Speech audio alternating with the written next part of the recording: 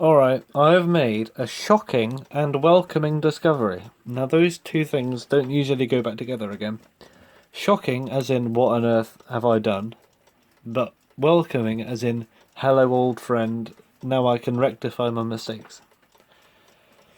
So, got this thing open. Took a bit of the paint off, I'm afraid, but the only way to get things open, really. Yeah, and I can say that it is, in fact, the same very Pixies clock which I owned.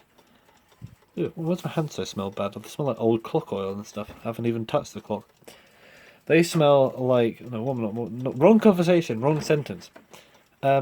This is the same clock, and I know, because there's some very... you'll see in a second, right? Brace yourself, right? But what went on about 2 or 3 years ago, maybe maybe 3 and 4, I'd say. I don't know, but let's say about 3 years ago. 2 at the earliest. Of shenanigans. So, let's start with, this is the same clock. Alright, this is the same clock, exactly.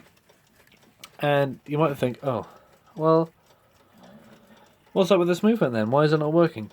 First of all, the tension's messed up. That doesn't usually happen on a Westclox clock. Because they're usually pretty good with alarm tension, unless you put it back together wrong. This one. But yeah, I'll just go through all the stuff that went onto this movement, which I will now proceed, well, not now, but I will, over the course of soon, I'll do an equity style thing where I try and, not directly show you repairing and doing this, because I'll do a 66 soon anyway, on a Surface series. This is from August 1953, something which I failed to document back then. So that means 53, it's an old clock. It's nearly 70 years old. Wow. Unless I got my maths wrong. Yeah. First of all, where is the alarm tension spring? It should be shaped like an eyeball. Well, not an eyeball, but an eye. Yeah. Can you see that? Because I can. That is some messed up stuff. Let me just zoom in. This, ladies and gentlemen, is a washer or something that has been cut into a slit and just put under there. Does not provide any springiness whatsoever. Does not help anything at all, and just is a mess. It just shows that I had no idea what I was doing back then. And sorry to whoever bought this thing off me. I mean, really sorry. No one wants to own this thing as it is. Secondly, on this bell, right? Let's say the hammer goes around. Doesn't quite hit the bell. It's about a millimetre short. No, don't bend the hammer. Instead, just glue loads of stuff on top of the bell. That's a great idea. Yeah, this is going to have to come off. All this is just like, ugh. Well, I'm so glad to have it back, so I can undo all of this awful stuff that I've put on here all those years ago, just to get it out of my hands really quick, because I wanted to sell this ASAP, because I thought, well, I'm not a huge fan of this. I am now. I'm a big fan of this thing. I love it. Not in its current state though, but I just love animated alarm clocks. I'd love to get an early bird at some point. I don't think they ever came over here in this country, but in America and Canada, well, just North America, they had a model, Westclox, called the early bird. And the dial had a little hole in it, and it was a bird eating a worm, pulling it out of the ground. Early bird maybe catches the worm, I assume. But yeah, the next thing up here, we have hopefully the last weird thing. First, I mean, 2.5 leak doesn't even work. No power get into that. Investigate that later. Probably wasn't cleaned properly. Probably dumped a load of glue inside here, whatever. I don't know. Might be the Pixie's fault on the front, just not doing stuff. But who knows? And lastly, see this green stuff. Alright, see this green stuff here. These are like twine ties. Those things, that you tie up bread with. And this has been wrapped around the pillar and the alarm trip shaft and tightened so that it provides some tension on the alarm to make up for the fact there is no tension spring. How ludicrous is that? And this is stuff which I will definitely undo as soon as humanly possible. Because I think we can all agree that this clock does not deserve the awful treatment that it's been given. Also, this hand is off it's off something else, because I remember putting this hand on here. It wasn't off this clock at all.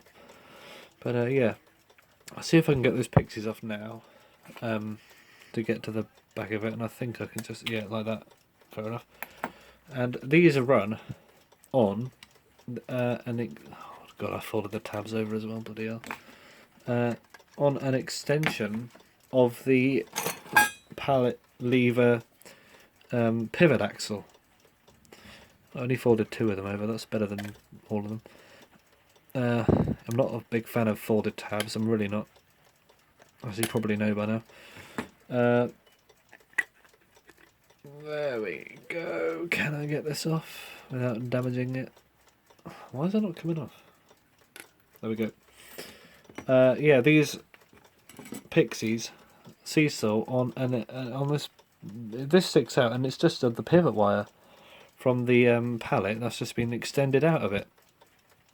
Very clever thing, and I don't know if this is an intentional feature or not of Westclox design, but they lined it up so it's exactly in line with the thing, which makes me think that this 66 movement from the beginning was designed to be optionally animated with a animation on the pivot directly below, because usually that is the third wheel where the second hand goes on, because a lot of them have second hand, whereas this they chose to put the pallet there, probably because they found out that they could use it for nursery alarm clocks where there's rocking back and forth motion.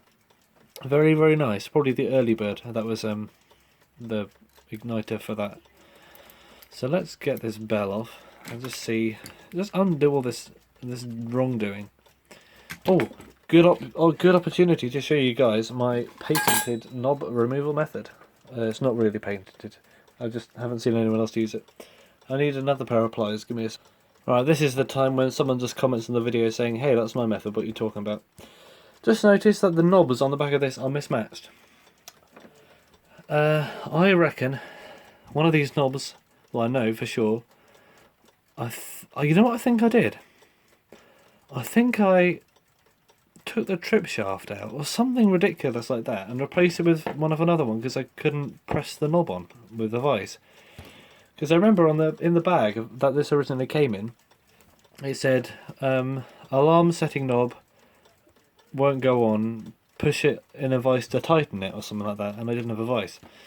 I don't use a vise anymore, I use a hammer. Never had a vise. Just works well. So yeah, let's get to this time knob removal, what's the name? And we have my double ply method, which is, you need these rounded back pliers, needle nose pliers with rounded backs. And you put one in like that, and you put one in like that, and you counter lever them, and make sure they're clear of all the pivots, because you don't want to get... I need to move this glass out of the way before it shatters on me. Get everything out of the way, and one here, so it's sort of under that, like rolling, and the other one doing the same, and then you counter rotate them as to lift up the knob, like this. Oh, there we go. See, that worked. This came off. Wait, look, someone's removed this before. Let's try it on a knob where it's not been done with. Thing is, this one's got this ridiculous bit of washer on it.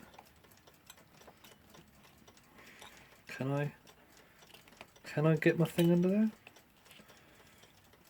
Can he do it? I bet he can, Mr. Clock Maniac. Yeah, I've got to get back to the garden. I've got to get this under here.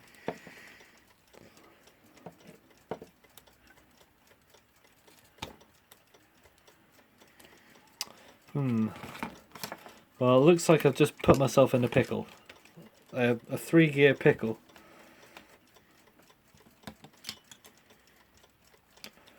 A horological pickle. Is it coming? Is it coming? Oh, it came off. Ooh, stop. Ah, can you not? Right. Oh. What is this? Oh, this doesn't look right, does it? What's this? Oh my god, what on earth? Right. This. Shush. Ugh. Yeah, this is annoying. Turn off bell now. Right. How to deactivate a bell? Take it off. These aren't even done up properly. This is all coming apart. This is coming apart. There's no... There we go. This thing deserves instant surgery. What fell on the floor? I don't know. Right, this is redonkulous. Look at this. How on earth did this come apart? This is the hour pipe, but it literally just disintegrated somehow. Yeah, I mean it does. Sorry, I've got tons of spares, I'll just put one of them on. But yeah, how ridiculous is that? It's a bit silly, isn't it? It looks like someone's tried to sand the back as well. This one was not me. I don't know where this happened or came from, and it just exploded. Right, I've got to be extra careful of this long pivot here. Oh, bell come off just like that. I'm going to take the balance wheel. I'm going to take this whole thing apart. Let's take it all apart. This is episode 1 of the Pixie series. The hairspring is pinned in with a weird looking wedge. I thought they used a... the later ones use a pin, the earlier ones use a wedge, I'm pretty sure. Interesting bit of Westclox info there. This hairspring is knackered. Looks like it's too short. Hoping it's not. I don't have many spares. Although I'll be very happy, well not happy, but I'll be very eager, not eager either. What's the word? I don't know. I don't care what the word is. I'll be prepared. That's the one. I could be prepared to sacrifice a Westclox just for the hairspring to fix this Pixie's clock. Right, let's get this thing let down. So, let's take this off first. Oh, this has got the old screwy, what's the name on it? Alright, come out. There we go. Right, stay. Just got to be careful with this pivot really, that's the only rule for this clock. So if I put some tension behind here on this key, I should be able to let down the power. Professionals is on the TV, can you hear it? Right. Yeah, this is risky. First of all, this screwdriver's loose, so I need to do it up with a different screwdriver. Which I have put a tool on the top of. Let me just get that out of the way. Well, we've got screwdrivers helping screwdrivers right now. That sounds like the name of a charity. Just scratched myself with the screwdriver. Obviously didn't like that name. Right. You can see this still has its original, I assume they're original, riveted on springs. Later on they just cheaped out and used end loop type where they just hook around the pillar.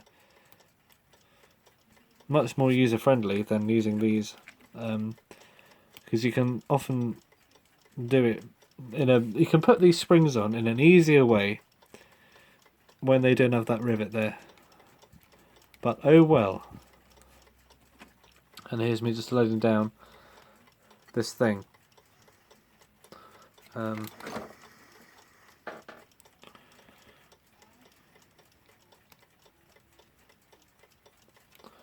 Just letting it down. Don't make me frown. Don't make me break my finger. Has not happened yet, but no meaning it won't, you know. This is a big old spring in here. This better be working at the end of this series, otherwise I'm going to be madhouse. I mean, there seems to be some power getting to there, but it's not enough, and I think it's just down to something along the lines of not being assembled properly, and just coincidence and weirdness. The 3 ingredients of a Westclox alarm clock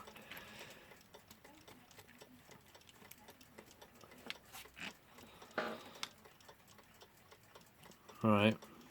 Come on then.